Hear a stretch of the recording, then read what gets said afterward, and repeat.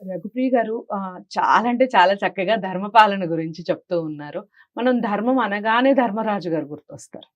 అవును. భారతానికి భారతంలో వస్తారు. వెళ్ళిపోతాం. యెస్. ఇక మరి ధర్మపాలన అనగానే రాములు వారు గుర్తొస్తారు. గుర్తొస్తారు. తండ్రి పాలన కోసం తండ్రి మాటని జవదాటకుండా వెళ్ళిన శ్రీరాముడు గుర్తొస్తారు. ఇలా మనం పురాణాలు చూసుకుంటే ధర్మానికి సంబంధించి చాలా ఉన్నాయి.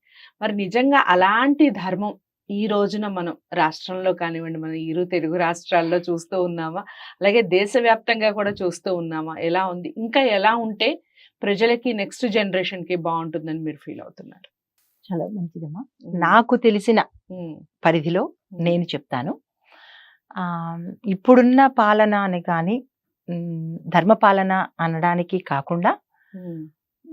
పాలన అని మాత్రం అనొచ్చు. హ్మ్. ఎవరో ఒకళ్ళు ఏదో రకంగా పాలించబడాలి కాబట్టి హ్మ్. మనం పాలించబడుతున్నాము తప్ప హ్మ్. ఇది ధర్మపాలన అని అనడానికైతే మాత్రం లేదు. ఓకే. హ్మ్.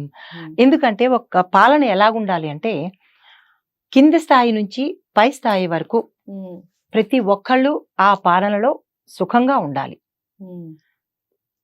లేదు అంటే సంతృప్తిగా ఉండాలి. హ్మ్. సుఖం కాకపోయినా సంతృప్తి అయితే మాత్రం సాటిస్ఫాక్షన్ సాటిస్ఫాక్షన్ ఉండాలి. సాటిస్ఫాక్షన్ ఇస్ మోర్ దెన్ దాన్నేమంటారు బలం. ఎంత బలాన్ని ఇస్తుందంటే చాలా. సాటిస్ఫాక్షన్. యెస్. వృత్తిలో చాలా వరకు ఈ పదాన్ని వాడుతూ ఉంటాము. అయితే పాలన దగ్గరికి వచ్చేటప్పటికి మన నాయకులనే కాదు, ఏ పరిధిలో అయినా ఒక చిన్న ఉద్యోగంలో తీసుకుందాము. అక్కడ ఎవరైతే పెద్ద ఉన్నారో వారి క్రింది ఎంప్లాయీస్ ని సరిగా చూస్తున్నారా? చూడటం లేదు. అంటే ఈ చిన్న స్థాయి నుంచే పరిపాలన అనేది కుంటుపడుతోంది. అంటే వాళ్ళ దగ్గర పనిచేసే వాళ్ళు ఎవరు తృప్తిగా ఉండటం లేదు. తృప్తిగానే ఉండట్లేదు. ఇంకా సంతృప్తి మాట దేవుడెరుగు. ఓకే. ఈ చిన్న వ్యవస్థలోనే మనకి పాలన అనేది సరిగా లేనప్పుడు అందరినీ పరిపాలించే వాళ్ళు ఒక దేశ పెద్ద ఉంటారు కదా, దేశ పెద్ద, రాష్ట్ర పెద్ద, గ్రామ పెద్ద, వీళ్ళు వాళ్ళ పరిధిలో చేస్తున్నారా అంటే ధైర్యంగా చెప్పొచ్చు, చేయటం లేదనే చెప్పొచ్చు. ఎవరికో కొంతమందికి మాత్రమే ఆ పాలనలో ఉండే లబ్ధిని పొందుతున్నారు తప్ప మిగతా అందరూ పొందలేకపోతున్నారు. ఎందువల్ల అంటే మళ్ళా దానికి తగిన పారామీటర్స్ వేరే ఉంటాయి. టోటల్ గా చెప్పాలంటే ఇప్పుడున్న పాలన ధర్మపాలన అనేది మాత్రం చెప్పలేని పరిస్థితే. ఓకే. చాలా చక్కగా వివరించారు. సో ధర్మపాలన ఉండాలి అంటే ఏదైనా ఒక చిన్న ఎగ్జాంపుల్ చెప్పండి.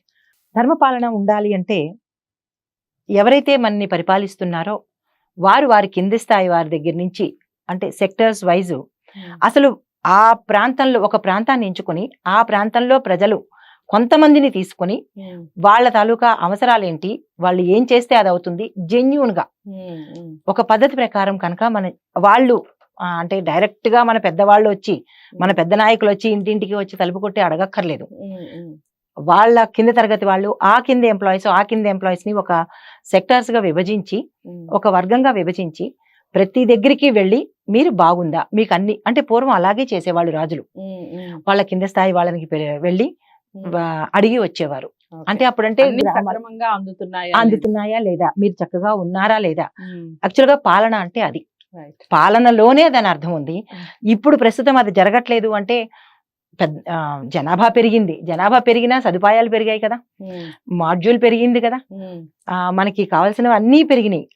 ఆయనే ఇంటింటికి వచ్చి అడగక్కర్లేకుండా మిగతా కాంపోనెంట్స్ ఉపయోగించుకుని, మిగతా అవసరాలు ఉపయోగించుకుని దాని ప్రకారంగా కూడా చేస్తే ఇంకా రామరాజ్యం అని అనుకోవడమే కాదు, రామరాజ్యం రావడానికి అలా కనుక చేస్తే పాలకులు ప్రజలు కూడా అనుసంధానమై కనుక చేస్తే ఆ దేశం బాగుంటుంది, గ్రామం బాగుంటుంది, రాష్ట్రం బాగుంటుంది.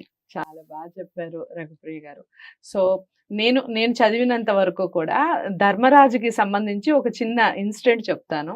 అంటే నేను చదివింది అది ఎంతవరకు కరెక్ట్, మనం ఎవరినో ధర్మరాజుని చూసిన వాళ్ళం కాదు, ఎక్కడో చోట చదివిన. ధర్మరాజు అశ్వత్థామాతః కుంజరః అన్న ఒక చిన్న మాటకి 2 నిమిషాలు దాన్ని ఏమంటారు, స్వర్గానికి గేట్లు తెరవలేదట. సో మనందరం ఒకసారి ఆ విషయాన్ని ఆలోచించండి. మనం చేసే చిన్న చిన్న అబద్ధాలు, చిన్న చిన్న పొరపాట్లకి మనకి ఇంకా ఎన్నిసార్లు స్వర్గం అనేది ఒకటి ఉంటుంది అని నమ్మే వాళ్ళకి చెప్తున్నాను. అంటే ధర్మం అనేది అంత గొప్పది. అంత గొప్పది కాబట్టే ధర్మరాజుకి అంత చిన్న పదానికి కనీసం 2 సెకండ్లు 3 సెకండ్లు మాట్లాడిన ఆ చిన్న పదానికి 2 నిమిషాలు స్వర్గదికి వెయిట్ చేయాల్సి వచ్చింది. సో అది విషయం. ధర్మపాలన అంటే ఆ విధంగా ఉండాలి. ధర్మాన్ని రక్షించే వాళ్ళు కానివ్వండి, ధర్మం గురించి మాట్లాడే వాళ్ళు కానివ్వండి, ఇలా ప్రతి ఒక్కళ్ళు ధర్మపాలన సక్రమంగా సాగాలి. రాష్ట్రం బాగుండాలి, దేశం బాగుండాలి, అయితేనే మనం బాగుంటాం. ఒక చిన్న విషయం, దీనికి ఒక చిన్న కథ చెప్తాము.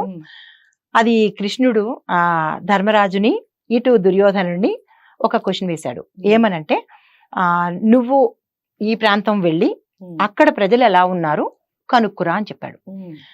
దుర్యోధనుడికి ఒక ప్రాంతం ఇచ్చి ఇక్కడికి వెళ్ళి నువ్వు కనుక్కురా అని చెప్పారు. చెప్తేనేమో సరే ఒకే ప్రాంతంలోనే ఇద్దరిని పంపించాడు. నువ్వు వెళ్ళి అక్కడ ప్రజలు ఎలా ఉన్నారు, వాళ్ళ స్థితిగతులు ఏంటి, వాళ్ళ మంచి చెడ్డలేంటి, బాగోగులు కనుక్కురామని పెట్టాడు. దుర్యోధనుడు వెళ్ళాడు.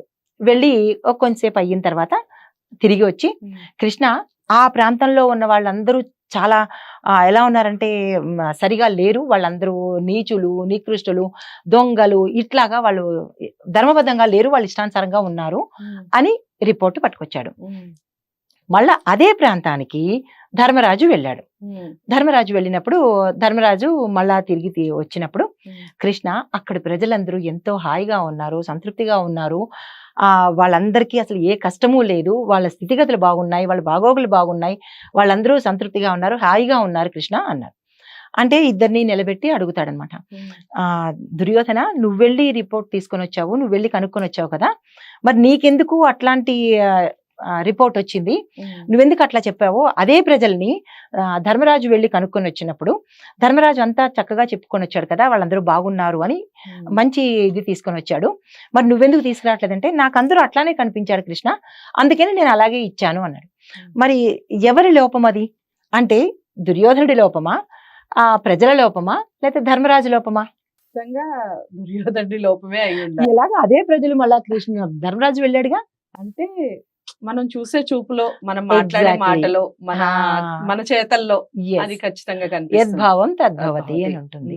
కానీ ఈ యద్భావం తద్భవతి అనేది కూడా ఒక్కొక్కసారి తప్పే అవుతుందమ్మా. ఎందుకు అంటే దీని గురించి ఒక చిన్నది చెప్తాను, సమయం ఎక్కువ తీసుకోను.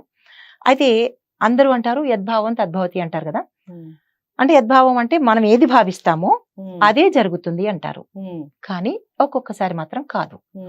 మనం మంచే భావిస్తాము, కానీ అవతల వాళ్ళు కూడా మంచే ఉండాలని రూల్ లేదు కదా. మనం మంచి చెయ్యాలి అని అనుకుంటాము. అంటే ఒక్కొక్కసారి మాత్రం యద్భావం తద్భవతి అనేది మాత్రం తప్పవుతుంది. కానీ ఇంకొక వైపు ఎలాగా అంటే నవేడేస్ అందరూ అనుకుంటుంటారు కదా, మేనిఫెస్టేషన్, అఫర్మేషన్. అంటే మనం ఏదైతే మేనిఫెస్టేషన్ చేస్తామో అంటే దానికి అది ఆధ్యాత్మిక పరంగా యద్భావం అని ఉంది, దీన్ని ఈ పరంగా చెప్తున్నాను. మనం మేనిఫెస్టేషన్ ఏదైతే చేస్తామో అదే తిరిగి వస్తుంది. ఎఫర్మేషన్ అయితే ఏదైతే చేస్తామో అదే వస్తుంది. ఓకే. సో మళ్ళీ అటొచ్చి ఇటొచ్చి మనం లా ఆఫ్ అట్రాక్షన్ కి వచ్చేసాము ధర్మంలో. ఏదేమైనప్పటికీ ధర్మపాలన అనేది ఎలా ఉండాలి, ధర్మం ఏ విధంగా ఉండాలి, నేటి రాష్ట్రాలు కానివ్వండి, మన దేశం కానివ్వండి సుభిక్షంగా ఉండాలంటే ముందు పాటించాల్సింది ధర్మమే. మరి ఈ వీడియో అందరికీ నచ్చిందని అనుకుంటున్నాను. నచ్చితే తప్పకుండా లైక్ చేసి షేర్ చేయండి, ఛానల్ని సబ్స్క్రైబ్ చేసుకోండి. రఘుప్రియ గారిని మీరు కలవాలి అనుకుంటే స్క్రీన్ మీద కనపడే నెంబర్కి కాల్ చేయండి. మీ అమూల్యమైన సలహాలు ఏమన్నా ఇవ్వాలి అనుకుంటే కామెంట్ బాక్స్లో తెలియజేయండి. మరో మంచి వీడియోతో మళ్ళీ మీ ముందుకు వస్తాను. నమస్తే.